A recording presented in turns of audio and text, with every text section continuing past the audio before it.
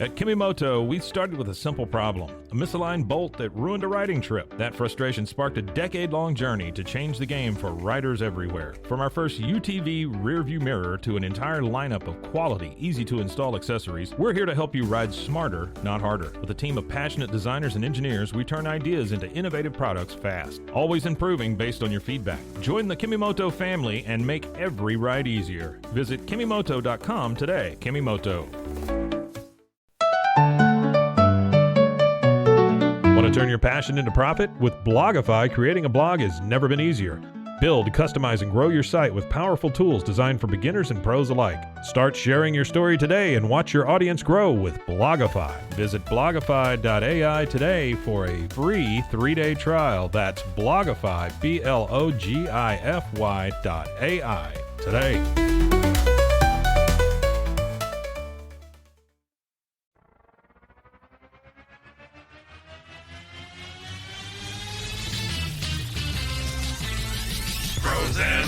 Pros and heroes. Gonna tell you about pros and heroes. Gonna tell you about comic books, costumes, facts, boots, and other stuff. In this week's issue, World's Finest Wednesday.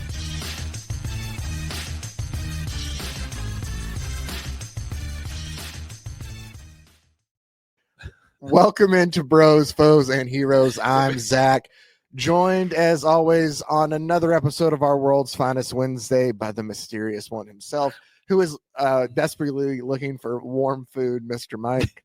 So my wife said she wanted something warm for supper. And you asked, I said, well, like soup. She goes, no, I had soup for lunch. And I said, oh, okay. And then I asked you, what else is warm besides soup? And I said you chili. Said chili. That's honest. Chili is soup. No, it's not. Okay. Chili is soup. But it's also a correct answer. It's warm and it's not soup. No. If you go to the spaghetti warehouse. No. By that logic, cereal is soup. We're not following this. By that logic, cereal is soup, and we're not going down this rabbit hole. One of your choices at spaghetti warehouse for your soup and salad is chili and salad. I've never been to this place that you speak of, so I don't know that. I don't count it as That's the way soup. they work. That's the way they work over there. Do you count chili as a soup? I think chili is soup, yeah. Are you asking me or are you asking the audience? I'm asking the audience. I don't care what you think. Hey, guys. That sounded so You count weird. Chili as soup? Oh, man. I think it just opens. We get down this and it's that. This is World's Finest Wednesday, right? It is World's Finest Wednesday. That's when we can ask these kind of questions. That's true. Yeah. But we end up being that meme of the guy with like the, Pop-Tarts or ravioli kind of thing. Yeah. That guy, no. I don't even know what that originally was. I think it was something. I don't. You're right. I don't know at this point either. Yeah. Because it changes and people use it for everything now. Somebody blanked out the sign. It's just like that guy on the side of the thing. Like, I think it was during a BLM movement or something. And the guy was holding up a sign, on the sidewalk. Yeah. And then everybody blanked it out and they just put whatever the hell they wanted to. Yeah. Do you think like at that point in time, that's kind of like with them taking that meme of the guy, like changed my mind and like changing it to whatever they want it to be? Is that a form of parody then? Is everybody being like a Weird Al of memes? I would guess so. Yeah. Oh my goodness, but then again, chili is soup. So we're not getting down that. So World's Finest Wednesday. So you're saying cereal might be soup? Yeah, it's. I can get behind that. Yeah, have you never heard that before? Breakfast soup. Yeah, have you never heard that before? No, I haven't. I've never heard that about cereal. I think because I've been so focused on the chili debate. You know what's funny though is I know for sure we've had a cereal conversation at some point in time. I think it was during Hellboy. The fact that I remember this is because it's one. I love all of our comments, but it's comment that I remember. It was like came for the Hellboy, stayed for the cereal milk discussion. So I know we've talked about cereal before, so we've talked about the cereal milk and how it should be packaged and sold. I don't know if even that's what we talked about. Like Fruit Loop flavored milk. I don't know. I will tell you that I had, and this is riveting stuff. We have a comic coming up. We do. That is, I had a chocolate or Cocoa Pebbles, whatever they're called. Cocoa chocolate pebbles.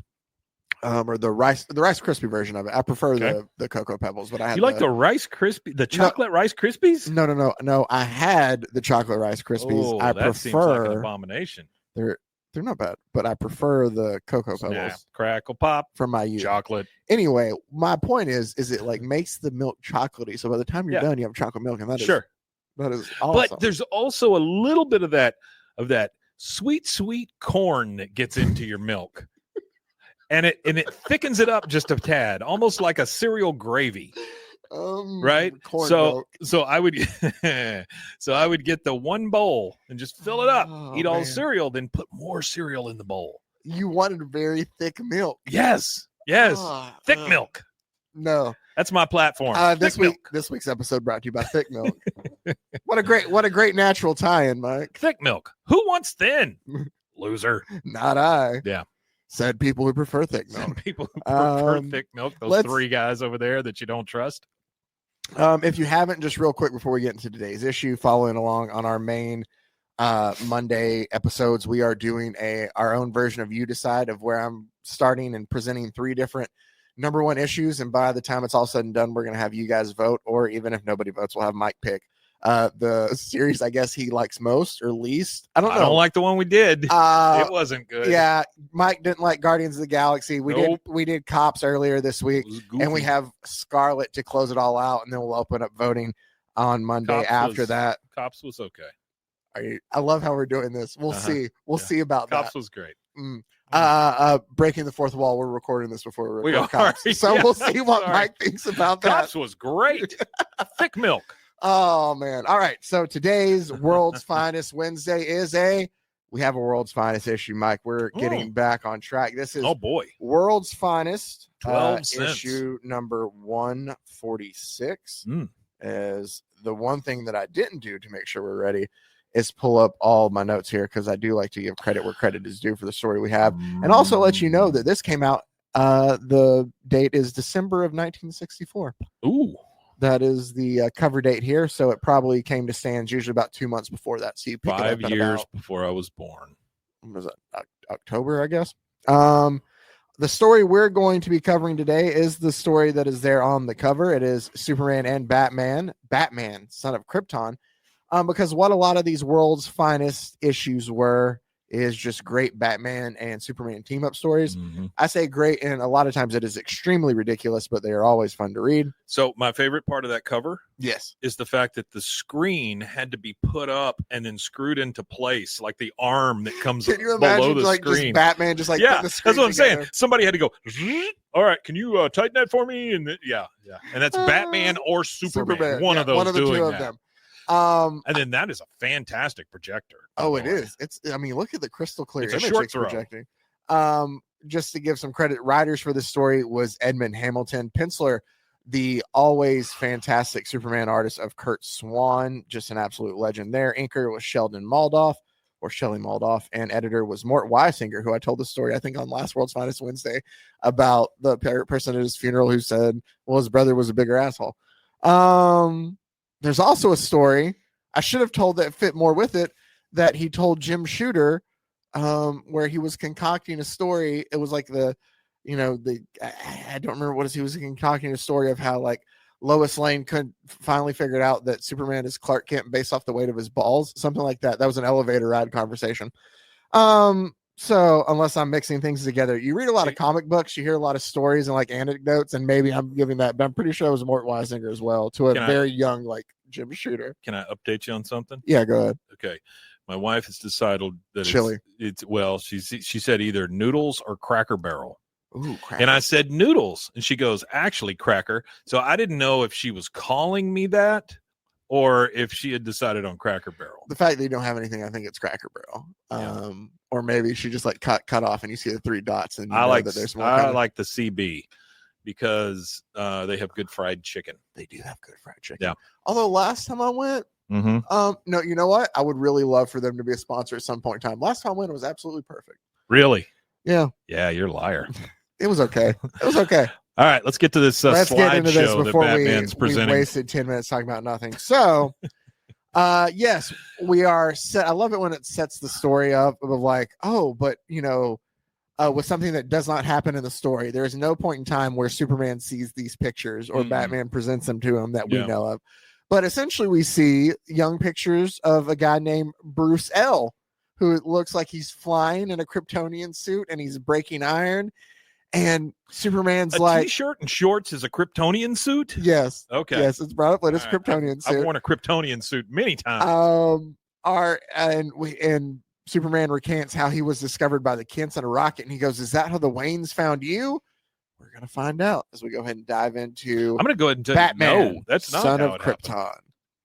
happened. So I love how it starts off. Batman and Robin and Superman, all three of them are working together on this new printer that apparently prints. Hear me out. It's a 3D printer. So instead of like flat, and he brings it up. He goes, "Hey, this camera that we've made, 64. Yeah, perfect 3D replicas of anyone instead of just flat pictures. It will aid in criminal identification." So they're kind of like, "Hey, we're making progress here." Sure. And Superman goes, yeah. We just got to run some more calculations. I got something more important. He's like, yeah. I came to Earth in a spaceship, idiot. But he goes, "What do you mean you got more important things than this vital experiment?" He goes, "This is the anniversary of the day that Krypton perished. So we, as the last survivors of Krypton, always remember it with 5 minutes of silence." 5 minutes. 5 minutes. We see Supergirl out in space, who's there on some faraway space mission. As you people that listen to this show, you understand how long 5 minutes can be. Yeah, they set through 10 minutes of our bullshit to get to the comic here. Yeah, thick milk. If you did, thank you. We're like 15 people's top podcast this last year, Mike. That's why? Okay. Yeah, we thank you guys and we love you, but they love the thick milk. So that just sounds weird. I think I skipped ahead accidentally. Like so Supergirl's out in space. She's honoring it. She gets choked up, or else she's choking on food. She's just still hovering for 5 minutes. Oh, she does. She goes, "I'm facing towards where Krypton once existed." Okay. Everybody in the bottle city of Kandor, the little shrunken down city that was on. I do remember that. Yeah. They all stop and they kind of pay homage to it. You could kill them all with a bowl of cereal. You could just pour it right over there. Everybody rises, tiny heads. baby. Yeah. Then Superman shows as he's like looking at all these images and like taking in his 5 minutes. Yeah. And it's over, and he tries to tell Batman about the statue of their great like leader Zinzal. And Zinzal. And he's like, "A great Kryptonian hero. There was an inscription on the other side of this statue. Of course, you couldn't read it." And then Batman just goes, "I know, to the memory of Zinzal, who ended war and taught Krypton the greatest glorious peace." And Superman's like, wait, there's no way. Yeah, there's no way you could have known that. Like, only people, like, it was in Kryptonian. And I never told you that. I know that because of my total recall memory, he tells him. And anyway, Batman's like, "I don't know, man. You must have told me. Somebody else told me. Like, that's why it's there on my mind. I don't know how else it could have happened." But back at the Batcave, Robin asks him, and Batman goes, "I don't know. It felt like these like just images I had from as a kid. They just came, up to the forefront of my memory, like the Red Tower of Kryptonopolis." That's where the president lives. That's where what? That's where the president of Krypton lives, in that red tower. The president of Krypton lives in a big penis-shaped red building. It says, "Yes, my son, that is the famous red tower, the home of the president of Krypton." Sure.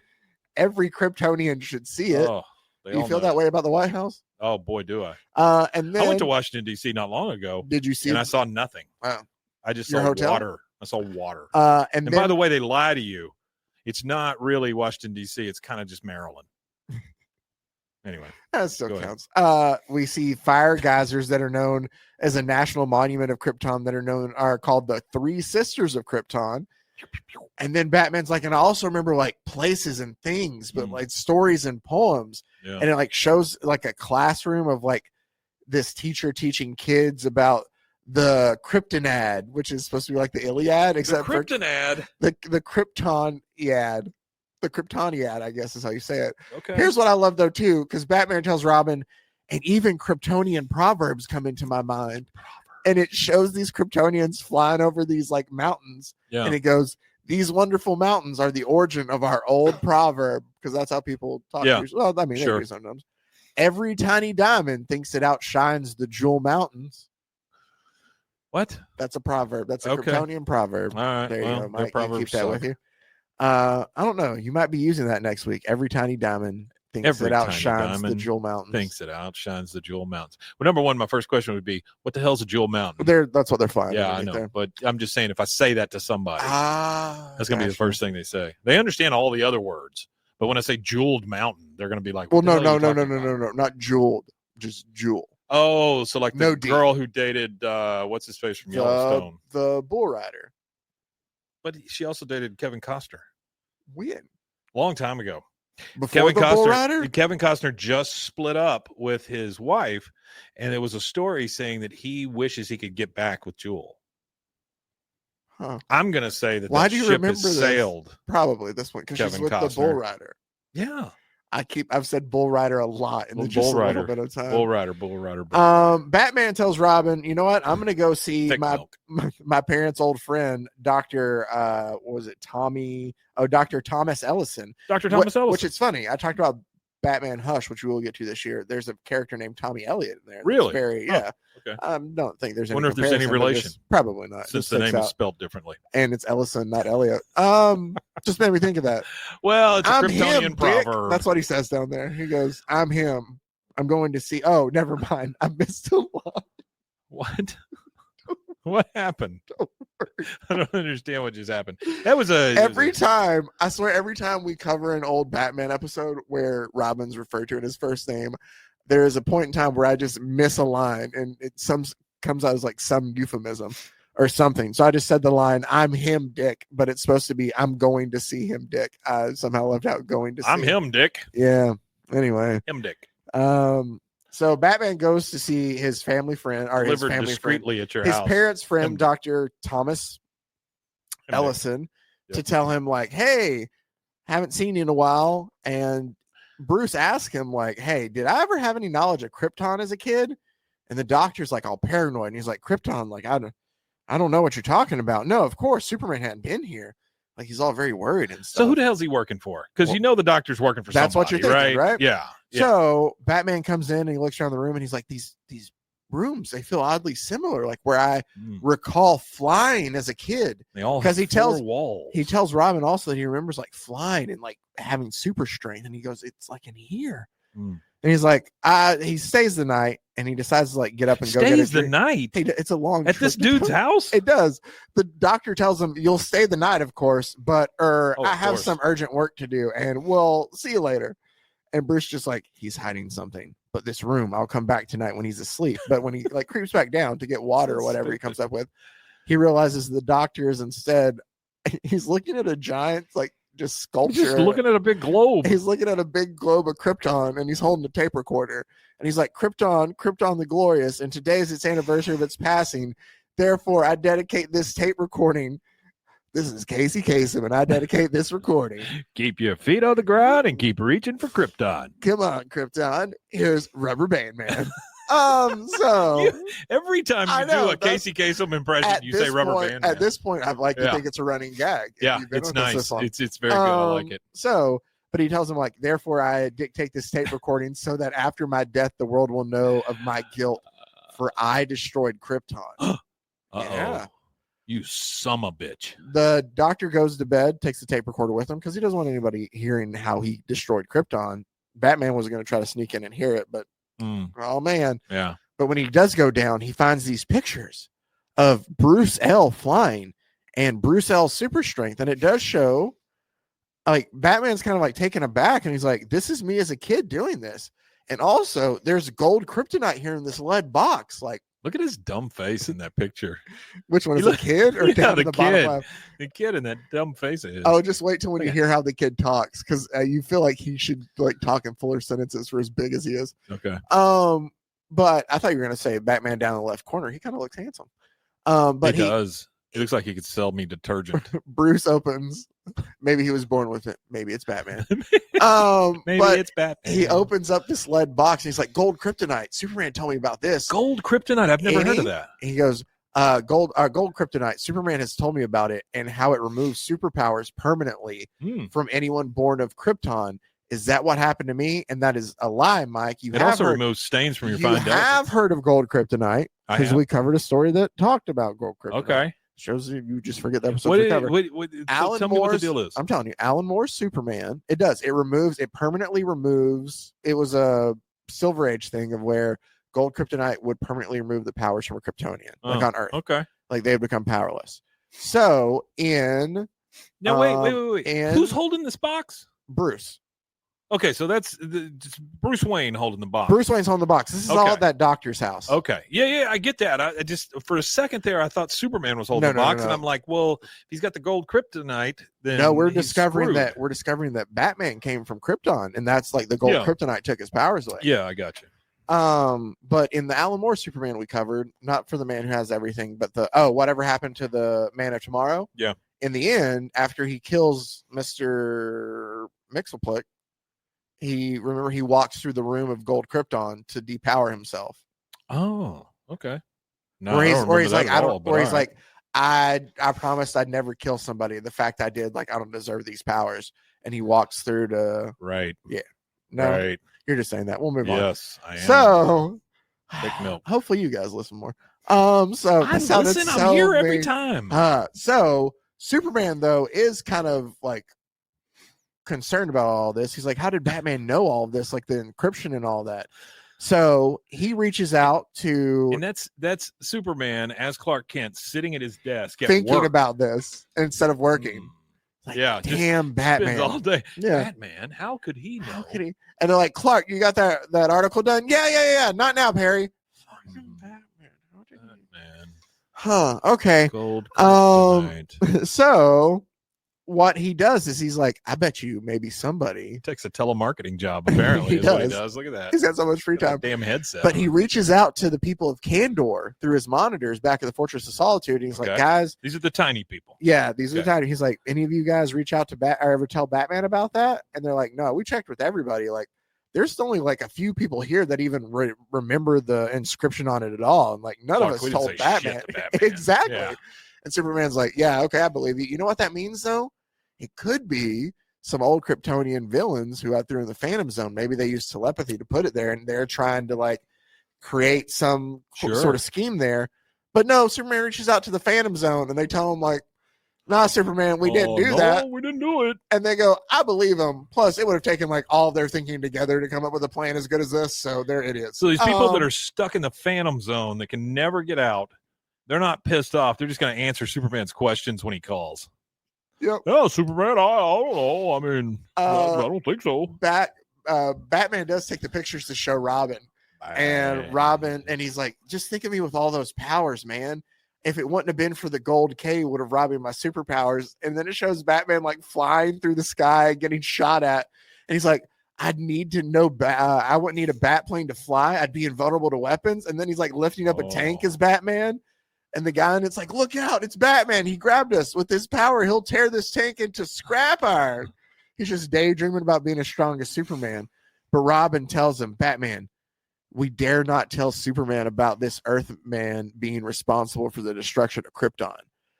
And Batman goes, Superman's wrath would be terrible if he ever found out. So we'll have to keep it from him, at least until we can discover the details. But what's that? In any good story, Superman's outside the Batcave because he was going back to Why was he? I don't remember why he was going back to the Batcave. He had questions for Batman. But so he's outside the Batcave. And of course he heard that with his super hearing. And so he's like, a man on Earth who destroyed Krypton?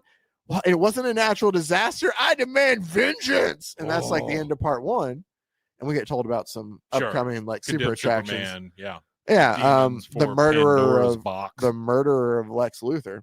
We also have an ad for Lucky Charms. Do you think that'll get us canceled? Magically delicious. Do you think we're going to get a copyright strike for that? No, I don't think so. Well, then let's look at that. Look at that little dude. He doesn't even look right. 'Tis a charming cereal, simply charming. I thought they wrote it like that. Yeah, they kind of enjoy your thick milk. Oh, so much on the thick milk this episode. Marshmallow bites and lucky shapes. So our second half, and as we close out our story here, Superman breaks in. It shows him like demanding to see this doctor, but of course, I don't really blame him because he killed. He destroyed Krypton. That's what I'm saying. Yeah, I don't blame him, but we don't know what's going on.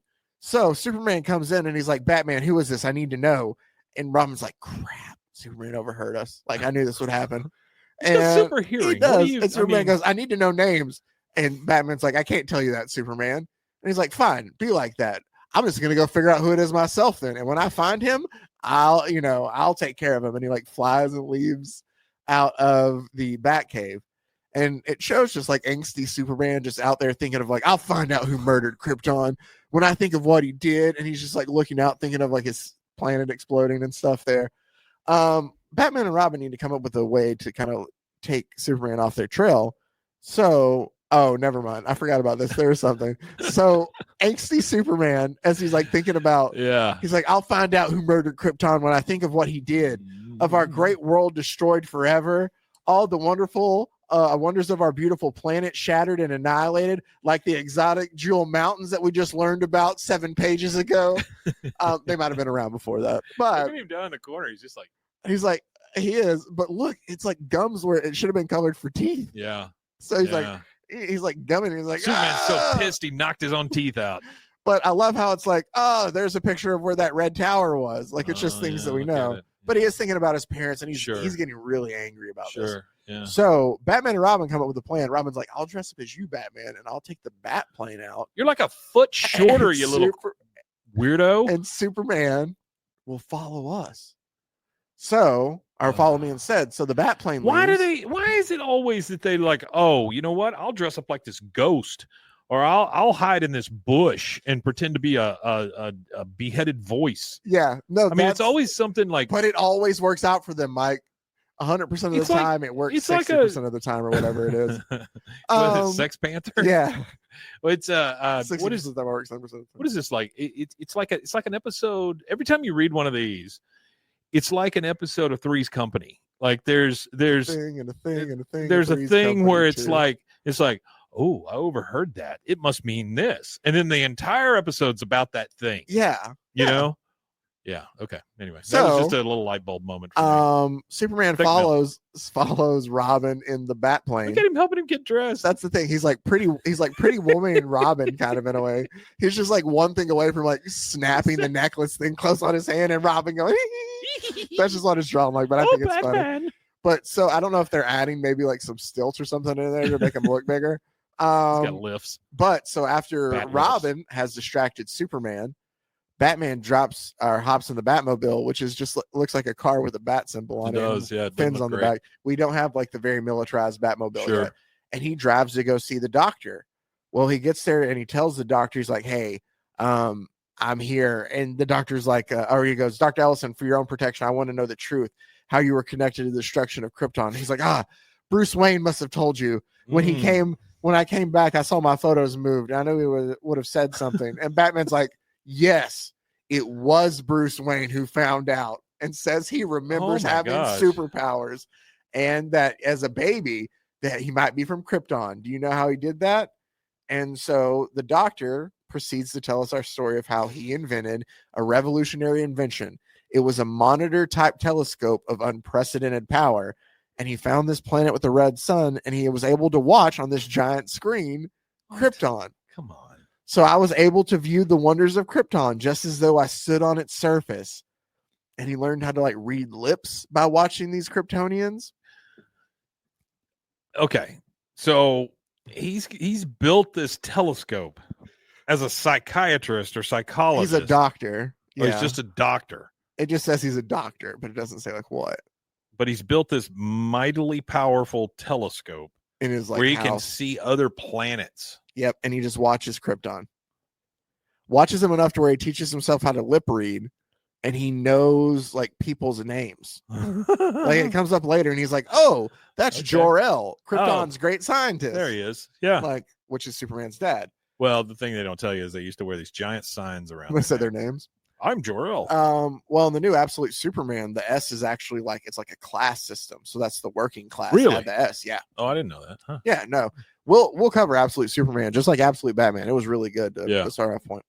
And Absolute Wonder Woman all was. No, that was just Batman Damn. Super Wiener? No. Okay. I don't know if there's ever been any of that.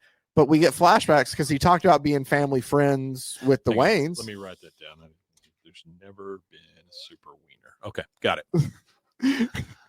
So we get flashbacks. Oh, this is gonna be really weird when we're about to, but it makes good where clips. where he talks about that he was friends with the Waynes. Yeah. So obviously a young Bruce Wayne would just randomly show up at his house then while he was watching this Krypton telescope.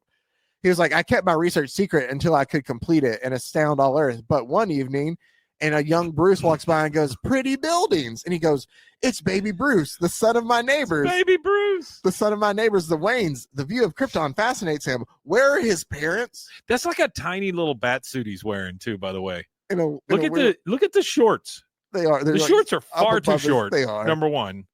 And that child, yeah,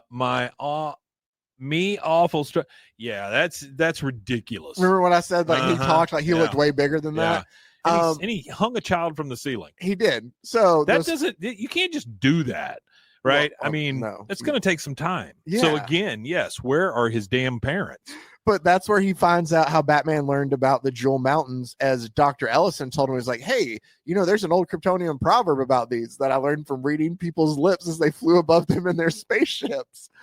But he teaches him everything. He teaches him all the Krypton lore. So that's how Bruce knew all this stuff. Yeah. And then he wanted to feel he knew all this stuff that's never come up before. Yeah. Well, he never had it until that one time. Sure. He had to spend the 5 minutes observing. Yeah. And he saw the images of Krypton and it all 5 minutes flashed of back. silence are what got to him. Yeah. Yeah. he was left in his thoughts for too long. Yeah, those buried memories. All those buried memories just came back. And he talks about how Bruce wanted to feel like the kids that they saw, so he fashioned him a Krypton suit and he hung him from the ceiling to make it look like he was flying. And he gave him a hollow iron bar. It was just plastic to make it look like he had super strength. And just take pictures of it. This is a dumbass child. He would we thought he'd like those and cherish those one day. And here's the thing.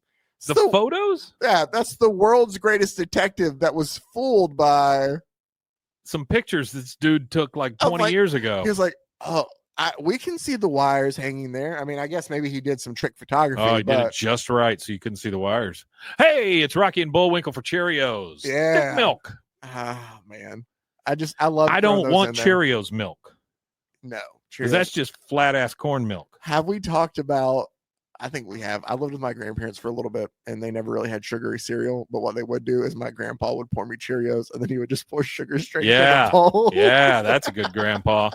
Mine would give me the big. You remember the what do you call those things that are all woven together? The shredded wheat. Yeah, remember the big ones? Yeah, the big. It'd be one in a box. You just go boom, and one falls out of a box. Yeah. He would take those. He loved those, but. For me, he would put one in a bowl and just cover it with sugar. Yeah, that's nice. Yeah. Just regular sugar, not powdered sugar. No, just regular sugar. Yeah, so it all sunk to the bottom of the bowl. Gotcha. So you can just eat a big chunk of sugar and milk. Lovely. Yeah. So the doctor keeps telling his story to Batman. He's like, and then one night I'm watching and he hears Jor-El and I think Lar-El is Superman's mom's name on Krypton.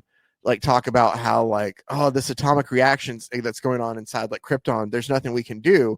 But the doctor was like, but I thought there was some way I could help Krypton, I tried to. Yeah. So he made this ray that worked on neutralizing effects to stop atomic reactions. It worked on small radioactive matter, so he made a bigger scale and he hoped it would help Krypton. So in a giant hangar, aka his backyard, I guess, I don't know where he's making this thing. He makes this giant laser that he shoots at Krypton, but when he goes to look at the monitor, he's like, instead of halting the atomic reaction, my ray stimulated it to a critical point, exploding it. I've destroyed Krypton. And about that time... Is this what we're going with? And the doctor goes, since then I've collected bits of Paris Krypton, like the gold kryptonite in the lead box, to remind me of my awful guilt and how the whole story, Batman. And then we hear, and now I do too, essentially, and now I know. As Superman walks in and goes, so that's how you killed my parents, my people, my world. And Batman's like, Superman, how could you have found us? You followed the bat plane. And he's like, no, I'm not that dumb. I had a robot Superman follow a bat plane. Robot Superman. Batman, I knew your methods well enough to figure you try to lure me away on a false trail. So when the bat plane went out, I activated one of my Superman robots to follow it. That's the one that lives in the closet, yeah, right? Superboy, yeah. Yeah, okay. So what Superman does, though, is Batman's like, no, you can't hurt him. Batman goes, or Superman goes, don't worry, Batman. I've had time to think, and I'm going to do something that will hurt him worse than using force. It will take me only seconds to get something from my fortress. And so he flies to the Fortress of Solitude, and he comes back with this giant TV projector, and he sets it down. And he's like, this time-space viewer given me by the super scientist of another planet picks up light and sound waves from the past. I'm going to make this man see what he did. The death of my parents, of Krypton, he's going to make this guy watch his planet explode. That's what Superman's going to do. His vengeance is like, yeah, you killed my planet. Now you're going to watch what you did. Good. And so, but the grim Man of Steel reaches into the Hang on, let me go get my space-time viewer. And make you watch what you did to my planet, is what he's telling him. But he goes, but the grim Man of Steel reaches into the sounds and sights of the past moments before Krypton's end, and we see Jor-El, the tremors are stronger. Is the atomic reaction getting worse? And Jor-El goes, yes, it's approaching the critical point, but my instruments show some other force coming from the planet Earth. My instrument. And then Jor-El goes, it seems by an atomic neutralizing ray directed at Krypton. Someone on Earth is trying to help us. But their reaction inside Krypton is just too strong, and the ray from Earth has no effect at all. And his Superman's mom goes, then we're doomed. But whoever tried to help, we're grateful. And then it goes back, and you see him clutch. They embrace each other as flames are around them. And he goes, the quakes are stronger. I'll get Kal-El. We must send him to Earth in this model rocket as we plan. Maybe someday on Earth, he'll meet whoever it was who tried in vain to save us. And about that time, we flash back to Curt, and Superman's looking at the doctor, and he goes, Great Krypton, you didn't destroy my world. Your ray had no effect at all. And the doctor goes, then like this terrible guilt I felt all this time was for nothing. Like I've been tormenting myself for nothing. And Superman just goes, my parents died with gratitude to you in their hearts, and with the hope that someday I'd meet you. Can you forgive me? And he's like, Superman, there's nothing to forgive me. Later in the Batcave, Superman to Batman, you weren't of Kryptonian origin, Batman, but like me, you can truly remember Krypton now. And Batman goes, and I always will. The end. Okay, so this creepy ass doctor didn't destroy Krypton. Still, if none of this is anything, right? Yeah. He didn't destroy it. Still took creepy ass pictures of a kid, hung him from a ceiling.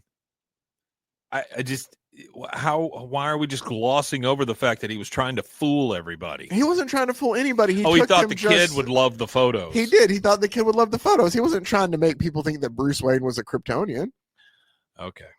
I will say. He's trying to make the kid think he's a Kryptonian. Well, yeah, because he wanted to. Ugh. He wanted to feel special. Okay. That doctor, they should have ripped his head off.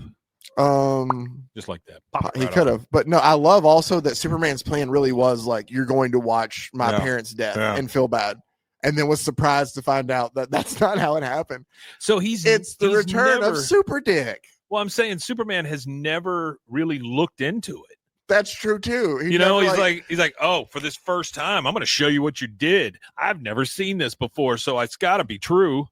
Wait, sorry, it's not, because he had that machine. Like he could have looked at any point. That's what I'm saying. He had the backwards time viewer or whatever the hell he called it. I don't remember the name. There you go. So that's World's Finest Wednesday, number 146. Batman was not a Kryptonian. These just a kid who was taking his pictures. That's the other thing. That's the other thing, right? Yeah. Batman, the greatest detective in the world, like you said. Yeah. He got fooled by two stupid photos, and he thought he was Kryptonian. He did. Man, that guy. He brushed up on. Thankfully, Commissioner Gordon's not lost on safari in Africa anymore, or else Gotham would be in a lot of trouble. Gotham is in trouble. Oh, man. All right, so here you go. There's our World's Finest Wednesday. Coming up next Monday, we'll close out our You Decide with Scarlet, which is the last of the 3 issues, and then we'll open up votes to see which one of those series we will cover more later. And then we're actually going to dive into some good stuff coming up in February. So don't worry. We're going to keep it a good balance between just good weird and good and bad and all that. We just cover comics in general because we love them and we have fun. And you like our banter, maybe. But thank you for listening to another another World's Finest Wednesday. As always, make sure you check out Rogue Media Network and all the other great podcasts on the Rogue Media Network family of podcasts. RogueMediaNetwork.TheMilk. I don't think it'll forward you to there. It won't. .com, sorry. Oh man, but that I screwed up saying thick milk. I said dark bark. Well, that's what you get, I guess. Yeah, but I guess. I'm sorry. Thank you guys as always, and Make sure to leave us any comments if you want to. Email us at brosfoesandheroes@gmail.com. And as always, thank you guys for taking the time out to listen. Until next time, stay safe, everybody. Pete Souza is a poop head. Does it say that on there? I wrote it on there. Oh. Golly con! Frozen heroes. Gonna tell you about frozen heroes. Gonna tell you about.